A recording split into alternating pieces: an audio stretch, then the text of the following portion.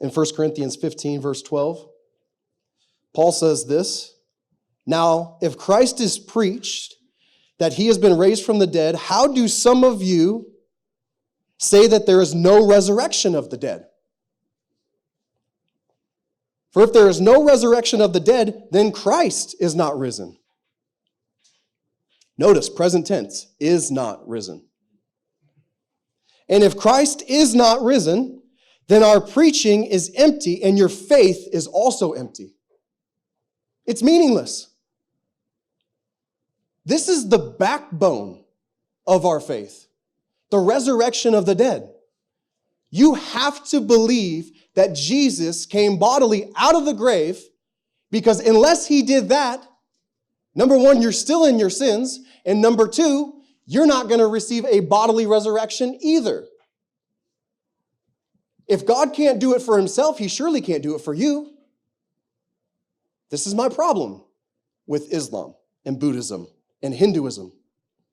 All of their prophets are dead. If they're dead, then how are they going to tell you how to live life? They're dead. Why would you take advice on how to live from someone who's dead? That doesn't make any sense whatsoever. 0 sense. If you want to know how to live, you need to take advice from someone who is living. Who's living. And even greater so, the one who already conquered death and came back from that.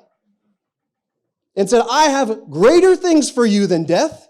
You will live forever." I don't know. That's the one I'm going after.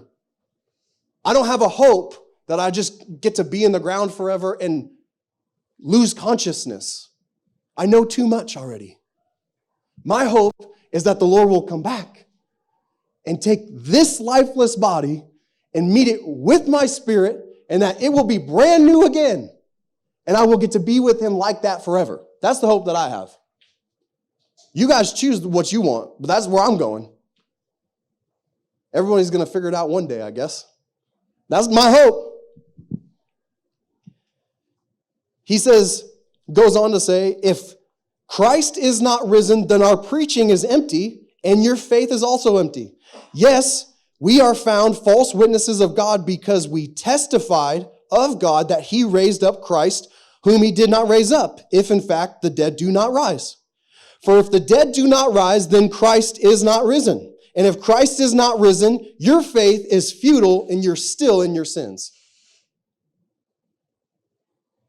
The resurrection is what tells each one of us that Jesus is who he said he is. There were 2 other guys that died with him on either side. How come they weren't God? Yeah, perfect and sinless life. But you can't make a case for a perfect and sinless life unless you come back from the dead. His resurrection is what tells us he lived a perfect and sinless life. Because it's prophesied of the Messiah that he would live a perfect and sinless life, that he would be a perfect, spotless lamb, fit for sacrifice. And therefore, he would rise again from the dead. Those 2 guys that were next to him, they didn't rise from the dead. Yeah, one got to go be with him spiritually, like we will be. To be absent from the body is to be present from the Lord. That's what Paul says. So when you die, your spirit will go and be with him. But then at the rapture, at the resurrection, then you come back into this body. And not like it is now, with all your aches and pains and wrinkles and all those things that you got. No, not like that. A new, beautiful, glorified body that you will live in forever. That's what our hope is. That's what the hope is. That's what Jesus has done for us. Look, you have to believe, as a Christian, hands down, you have to believe in the resurrection of Jesus Christ. If you don't believe it, your faith means nothing. Bar none. Blanket statement over the top of that. It means nothing. Paul says that right here. If Christ is not risen, your faith is futile. And you're still in your sins.